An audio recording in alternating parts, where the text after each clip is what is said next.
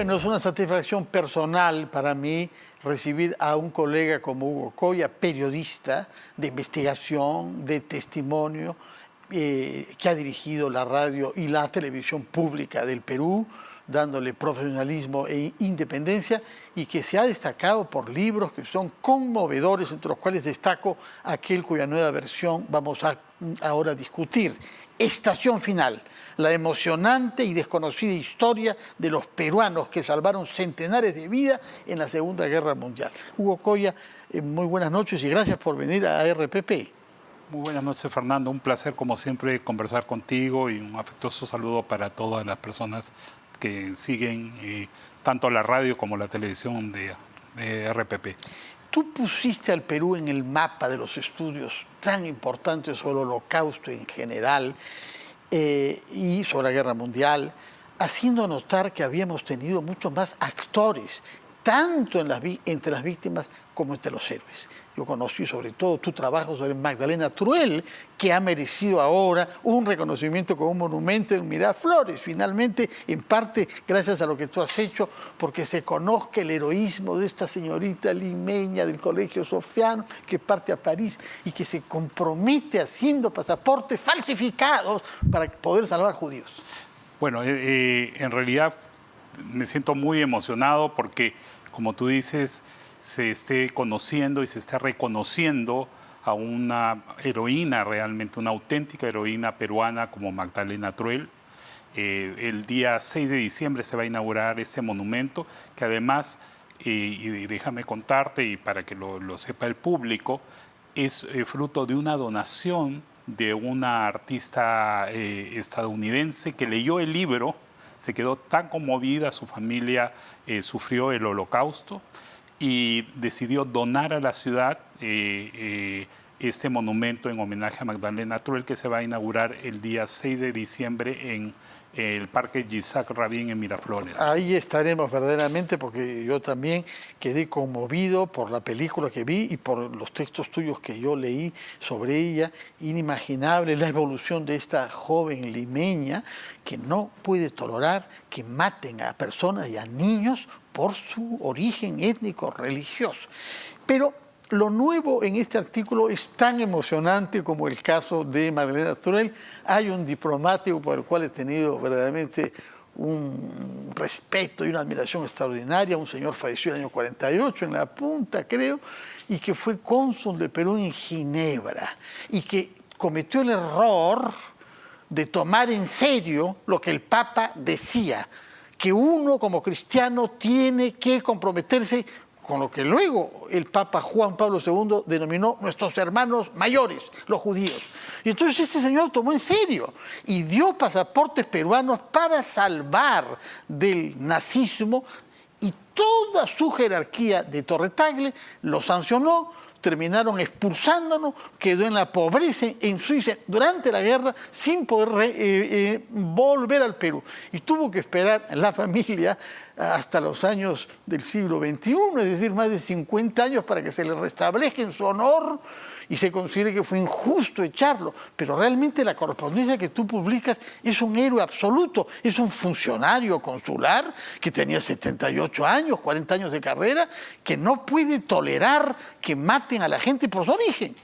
Así es, el caso del diplomático tacneño José María Barreto es algo que nos debe enorgullecer como peruanos, porque más allá, digamos, de la orden que había recibido por parte de sus jefes, él decide salvar a este puñado de judíos que estaban en un campo de internamiento en Francia y que tenían orden de ser conducidos a Auschwitz, entre ellos varios niños, y con su gesto, con su acción, que consigue salvar a estas personas y que a cambio de eso, en lugar de recibir una felicitación, una condecoración, lo destituyen, lo dejan en la pobreza y vive en realidad los siguientes años en una vida miserable y abandonado por el Estado peruano en medio de la guerra, además, ¿no?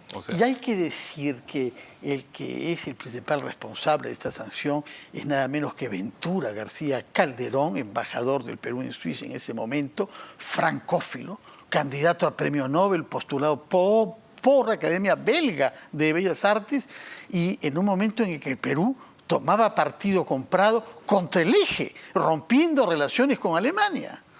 Bueno, esa es prácticamente de las grandes incongruencias que me he encontrado en el momento de la investigación, ¿no? Y a la hora que leía, revisaba documentos, iba a archivos, a las bibliotecas, hacía entrevistas de los testimonios, yo decía, pero esto no puede ser cierto, pero yo he leído cosas contrarias y precisamente por eso es que además el libro tiene fuentes de dónde sale esta información y los documentos que demuestran las afirmaciones que yo hago dentro de... Ahora, entre las cosas nuevas que tú publicas es debates en el Parlamento, el año 39, con el Parlamento recién elegido, recién entra en funciones ese año, bajo el quinquenio de Prado, en donde un congresista se permite decirle a otro judío, Cohen, que él tendría vergüenza de ser como Cohen de origen judío, como se decía en la época, israelita, ¿no? Exactamente. O sea, que los debates que vemos ahora que nos dan vergüenza son todavía menos horrorosos que los que han podido haber en el año 39. Claro, un debate evidentemente que muestra, y además hay otros debates, pero yo he utilizado este segmento que está en el diario de debates del Congreso porque me pareció el más, digamos, el más vil, ¿no? Es más vil por la forma y por el fondo, por lo que encierra este racismo, ese antisemitismo, esta xenofobia y además llena de prejuicios que, dicho sea de paso, no han desaparecido porque las tenemos presentes ahora, ¿no? Ojalá que no se expresen en público, ahora es un delito. Ahora, volviendo al caso del cónsul en Ginebra, Barreto, Tacneño, lo interesante que tú dices de él, que yo no lo sabía para nada, es que en parte él está condicionado porque ha visto lo que ha pasado en Tacna con el plebiscito y con la ocupación extranjera y con el maltrato a la población peruana hasta el año 29.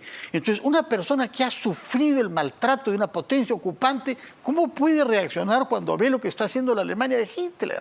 Exactamente, o sea, la reacción, o sea, la explicación, y esto,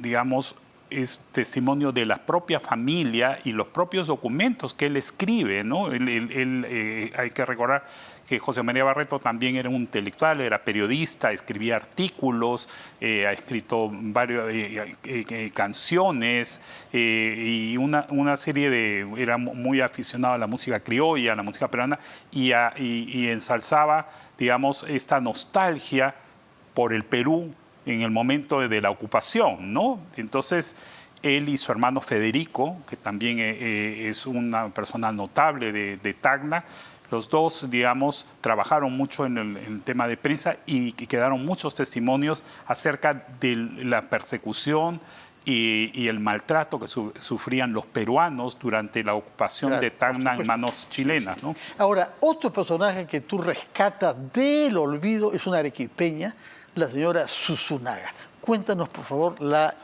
historia de esta compatriota de un coraje extraordinario. Exacto. Isabel Susunaga se casó con un ciudadano francés que profesaba la religión judía. Ella se va a Francia con sus hijas, dos de las cuales nacen en el Perú. Se va a Francia y vivían en la frontera entre Francia y Alemania. Entonces reciben la comunicación, la alerta de que Alemania iba a invadir Francia y ellos se trasladan hacia el centro de Francia y viven allí, digamos, en un lugar, una aldea bastante pequeña. El esposo de ella tenía unas propiedades allí y un poco escondidos porque dado que el esposo era judío y se unen a ella, sus hijas y el esposo se unen a la resistencia francesa. El esposo marcha a luchar en las montañas, en este grupo que se llamaba, como se les llamaba a ellos, los maquis, ¿no?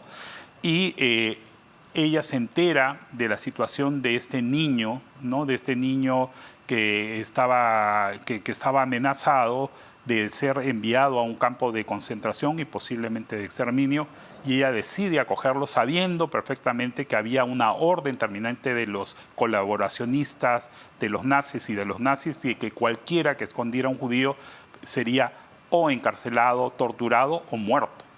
Y aún así ella lo acoge como si fuera su hijo, vive gran parte de la guerra con él. El niño luego sobrevive, se reúne con su familia y consigue contar la historia a las personas que hacen una revisión en el Museo del Holocausto, y póstumamente se le declara justa de las naciones. Que es un título que Israel concede a personas que han corrido riesgo de vida salvando judíos. Este libro formidable se presenta el sábado a las 7 en el marco de la Feria de Libros de Miraflores, que se lleva a cabo en Miraflores, en el Auditorio Vargas Llosa. 7 este sábado, ¿no? Sí, el día sábado a las 7 de la noche en el Auditorio Chabuca Granda. Chabuca Granda. Sí, en la Feria del Libro del Bicentenario. Sí, absolutamente. Bueno, felicitaciones realmente por haber mejorado el libro que ya había leído, pero que tiene estos capítulos con revelaciones extraordinarias, fruto de la investigación, pero como lo dice en su prefacio Gustavo Gorriti, fruto también de un compromiso moral, que uno siente que esa página respira, ¿no? Muchas gracias, Hugo Coria. Gracias. Solo contarte nomás una cosa más. Además del monumento que se está inaugurando el día 6 de diciembre, en la Municipalidad de Miraflores, con la Alianza Francesa, han decidido traducir el libro de Magdalena Tourelle, El niño del metro, un libro para niños, que va a estar a disposición de... Magnífica iniciativa. Felicitaciones a la Alianza Francesa y a ti por haber impulsado y redescubierto a esta heroína peruana. Muchas gracias, Hugo Coria, y muy buenas noches. Vamos a hacer una pausa y retomamos las cosas como son, recibiendo a la presidenta de CADE de este año.